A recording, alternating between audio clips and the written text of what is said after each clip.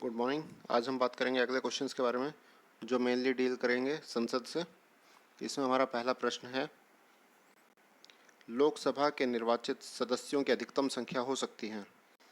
जो maximum capacity है लोकसभा की वो कितनी है? 550 की। सो हमारा आंसर क्या है? डी, 550। नेक्स्ट क्वेश्चन, निम्नलिखित में से लोकसभा की प्रथम महिला अध्यक्ष कौन है? उस टाइम की बात कर रहे हैं तो हैं लिखा हुआ है। तो मीरा कुमार जो हैं वो पहली अध्यक्ष थी और दूसरी कौन सी थी? सुमित्रा महाजन जी। और इसका आंसर क्या है? ए, मीरा कुमार। नेक्स्ट, भारतीय संसद का जनता द्वारा निर्वाचित सदन निम्न में से कौन सा है?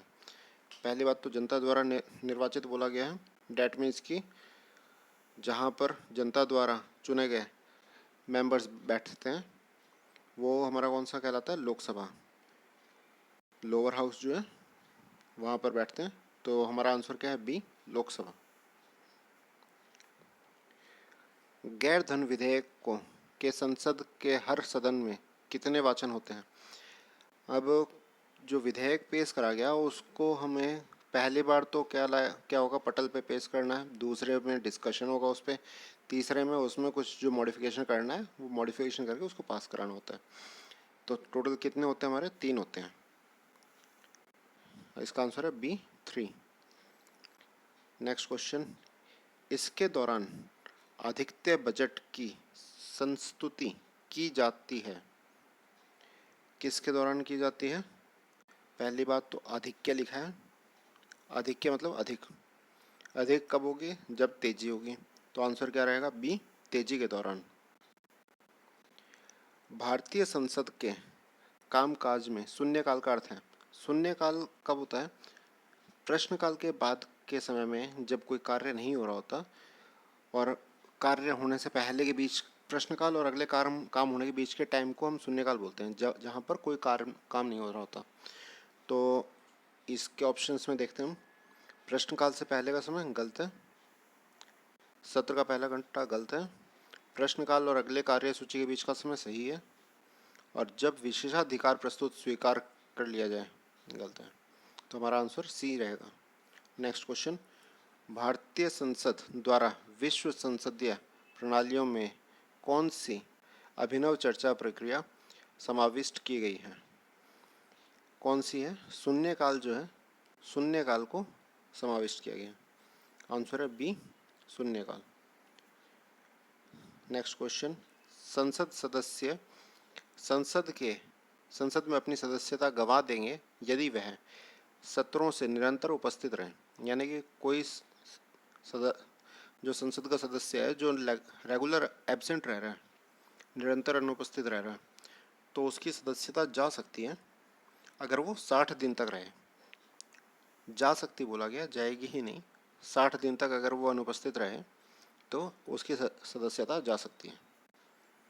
लोकसभा अध्यक्ष के वेतन और भत्ते कौन निर्धारित करता है? कौन निर्धारित करेगा? संसद।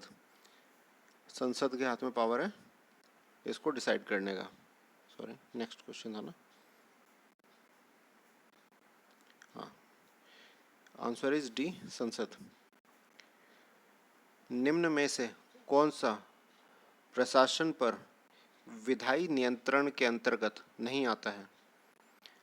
विधायी नियंत्रण के अंतर्गत कौन सा नहीं आता? शून्यकाल, क्योंकि इसको नॉन वर्किंग टाइम पीरियड बोला गया, जिसमें कोई भी अपना रिप्रेजेंटेशन रख सकता है, कुछ भी बात कह सकता है। तो आंसर इज ए, शून्यकाल। ऐसे व्यक्ति कौन है जो राज्यसभा के सदस्य होते हुए राज्यसभा और लोकसभा दोनों में बोल सकते हैं? कोई भी मंत्री जो राज्यसभा का सदस्य होगा वो दोनों में बोल सकता है, राज्यसभा में भी और लोकसभा में भी। तो इसका आंसर क्या रहेगा? डी, वे मंत्री जो राज्यसभा के सदस्य हैं। नेक्स्ट, राष्ट्रीय कोष का अभिरक्षण कौन सा अंग है? कौन सा अंग होगा? आंसर विल बी विधानमंडल। विधानमंडल की अनुमति के बिना राष्ट्रीय कोष से पैसा नहीं निकाला जा सकता। हाउस ऑफ द पीपल को लोकसभा का नाम किस वर्ष दिया गया था? लोकसभा का नाम हाउस ऑफ द पीपल दिया गया 1954 में, या 14 मई 1954 को हमने हाउस ऑफ द पीपल से नाम बदल के लोकसभा रख दिया गया था। ठीक है, हमारा आंसर है ए 1954। नेक्स्ट क्वेश्चन, पहले अधिवेशन प्रस्ताव और दूसरे अधिवेशन प्रस्ताव के बीच में कितना अंतर होना चाहिए? जब अधिवेशन प्रस्ताव हो रहे हैं तो पहले और दूसरे के बीच के बोला गया, तो 2 सत्रों के बीच का टाइम होता है मेनली। अब 2 सत्रों के बीच का टाइम कितना भी हो सकता है, वो डिपेंड कर रहा है कि भाई मिनिमम जो मैक्सिमम 6 मंथ होता है 2 सत्रों के बीच का टाइम, लेकिन सत्र चालू होने के बाद में भी तो हो सकता है प्रेजेंटेशन, तो इसलिए हम उसको 6 महीने भी फिक्स नहीं बोलेंगे। अब इसमें से कोई सा भी आंसर हमारा पर्टिकुलरली सही नहीं है। नॉर्मली बोला जाता है तो 6 महीने, लेकिन इसमें से कोई सा भी सही नहीं होगा। संसद और संविधान साधन नहीं है। संसद और जो संविधान है वो क्या चीज़ नहीं करते?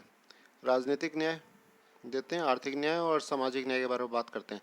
विधायिक न्याय के बारे में संसद और संविधान नहीं चर्चा कर सकते हैं। जो विधायिक न्याय है वो कोर्ट के द्वारा ही होगी। नेक्स्ट क्वेश्चन, भारत के प्रधानमंत्री का निम्नलिखित में से कौन सा कालानुक्रम सही है? यानी कि सीरीज क्या है ये बताइए। पहले कौन थे? जवाहरलाल नेहरू जी पहले, फिर उसे इंदिरा गांधी जी, फिर मोरारजी देसाई और फिर चरण सिंह। तो 2 1 3 4 ऑर्डर किसमें? सी में। हमारा आंसर है सी। नेक्स्ट, वह प्रधानमंत्री कौन है जिन्होंने अपना कार्यकाल के दौरान संसद के अधिवेशन सत्र में भाग नहीं लिया? कौन से हैं वो? चौधरी चरण सिंह जी ऐसे हैं जिन्होंने एक भी अधिवेशन में भाग नहीं लिया, अपने कार्यकाल के दौरान भाग नहीं लिया था। नेक्स्ट, लोकसभा आयोजित करने के लिए अपेक्षित गुणापूर्ति क्या है? यानी कि मिनिमम स्ट्रेंथ कितनी होनी चाहिए? मिनिमम स्ट्रेंथ होनी चाहिए 1/10 of the member must be present. एक टोटल का 10वां भाग कम से कम होगा तभी लोकसभा आयोजित की जा सकती है। Answer is C. नेक्स्ट, लोकतंत्र की महत्वपूर्ण विशेषता निम्न में से किसको प्रमुखता देने की है? अब लोकतंत्र में किसको हम सर्वोपरि मानेंगे? नागरिक को। नागरिक को हम इम्पोर्टेंस देते हैं, दूसरों को नहीं। ठीक, तो हमारा आंसर है सी। नेक्स्ट, किसने कहा था संसदीय लोकतंत्र का अर्थ है एक व्यक्ति और एक मत? एक व्यक्ति और एक मत है किसका, किसकी वर्डिंग है? Doctor B R Ambedkar ji की। इसमें हमारा आंसर क्या है? C, doctor B R Ambedkar. Thank you. अब मिलते हैं कल अगले क्वेश्चन के साथ।